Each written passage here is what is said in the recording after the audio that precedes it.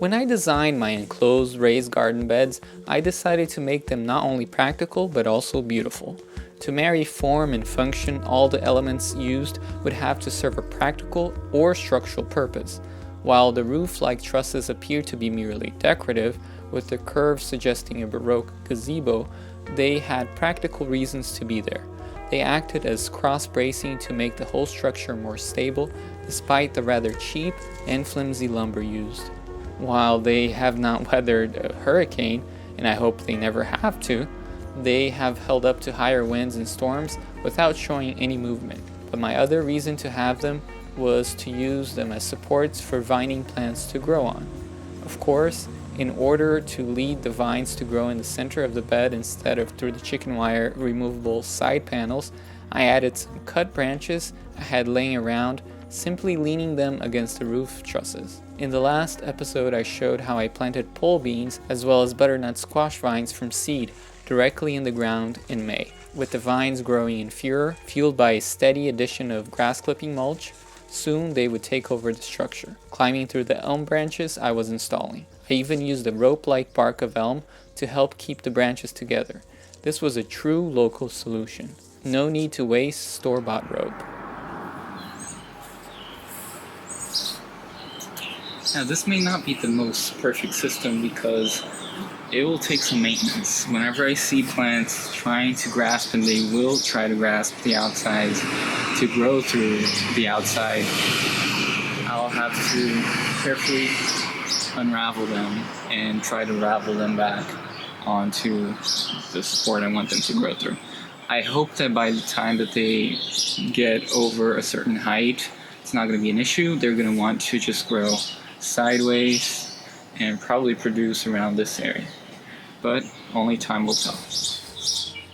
My hope was that as the plants took over the bed's canopy, the whole structure would gain a more romantic air, elevating a simple vegetable garden into a pleasing place to be in.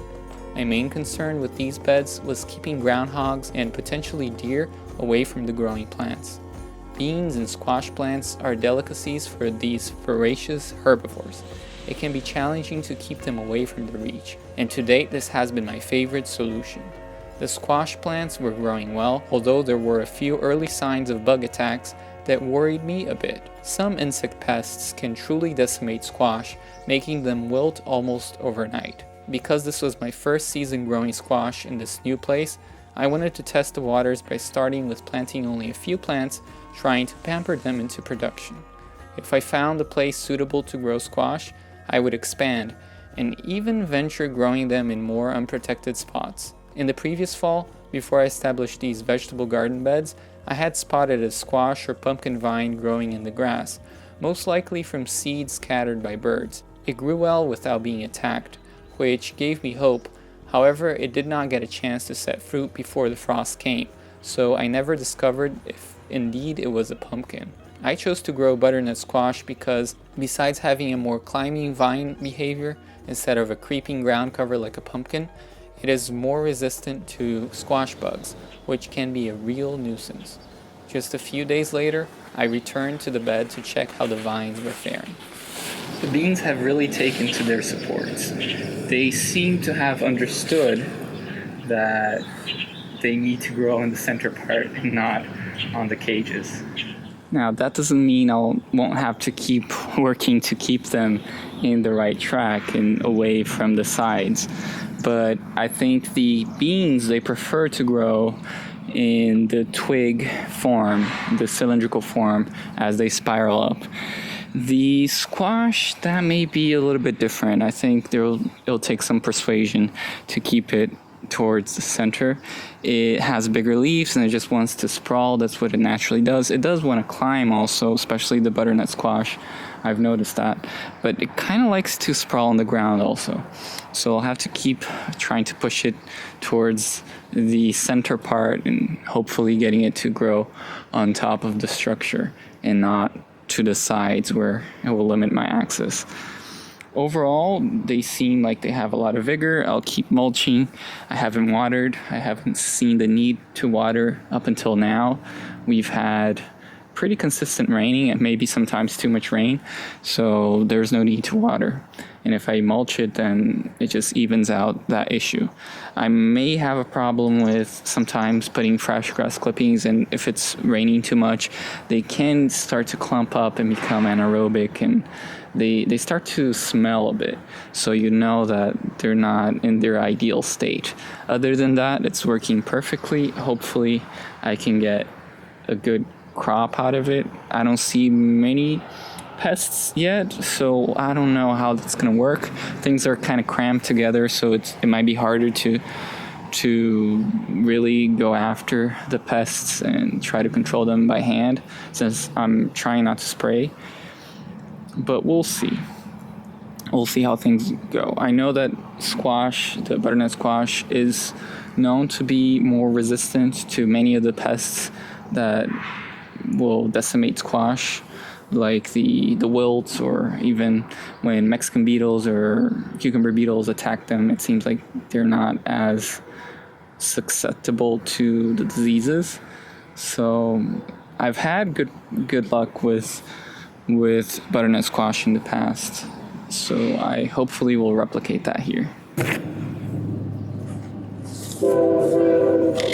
Well, speaking of pests, I already see some eggs. I don't know if the pest train's just gonna come and ravish this garden. I see the eggs of what it seems to be Mexican beetles. At least that's what I remember. It could be squash bugs, but they're here.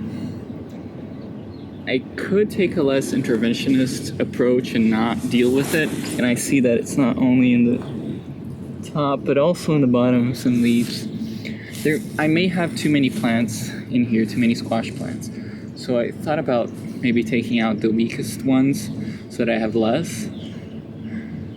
But I'll try a trick that I picked up.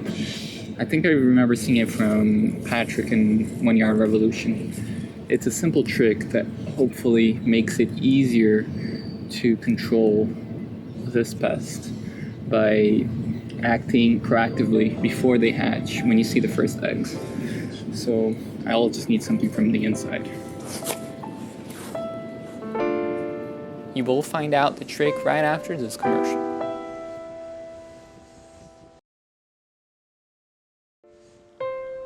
I went inside to get a roll of masking tape to use it as a preventive pest control strategy. I used painter's tape because that is what I had laying around, but it can be the normal white masking tape. This trick uses the tape's stickiness to help you dislodge insect eggs. Upon closer inspection, I confirmed that the eggs had been laid by squash bugs, not Mexican beetles. You can tell the difference because Mexican beetle eggs are brighter yellow and are also soft-shelled. These brownish orange eggs are laid by squash bugs. They have harder shells that you cannot crush easily with your fingers without damaging the leaf. By rolling the tape up and trying to lift the edges off, you can control the pest without wounding the plant, potentially opening it up to infection.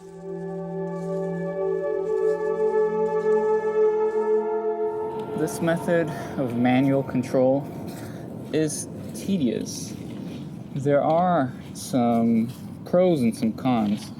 The pro is that it does work if you are consistent, and it's just hard to be consistent, so that's a con. The best thing about it is that it selectively keeps away certain pest pressures. Whenever you use sprays or other types of chemicals, even organic ones, you're not just going to be targeting one specific type of insect. Usually, if it affects one type of beetle, it will affect all types of beetle, so you might end up killing in the process not only the pests that are destroying your crops, but also beneficial insects like ladybugs or other pollinators that might be affected by it too.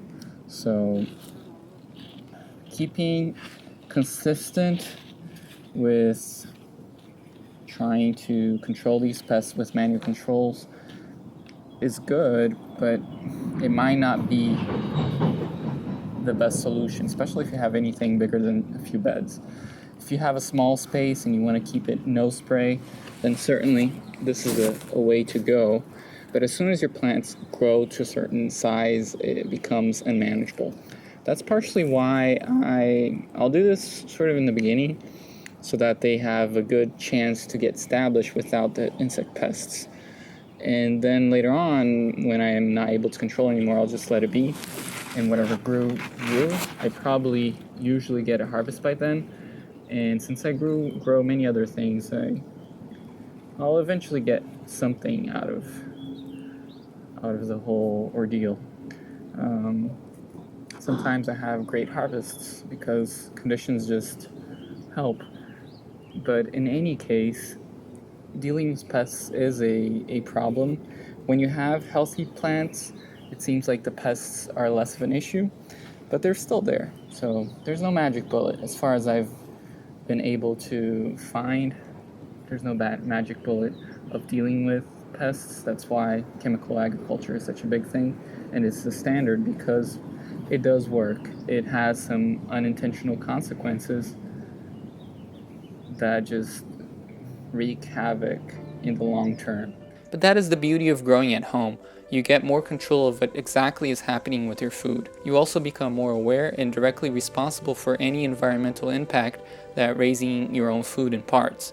If everyone with access to land grew their own vegetables in summer, this would decrease the need for chemical agriculture for a significant part of the year and would increase people's awareness to the true value of healthy food.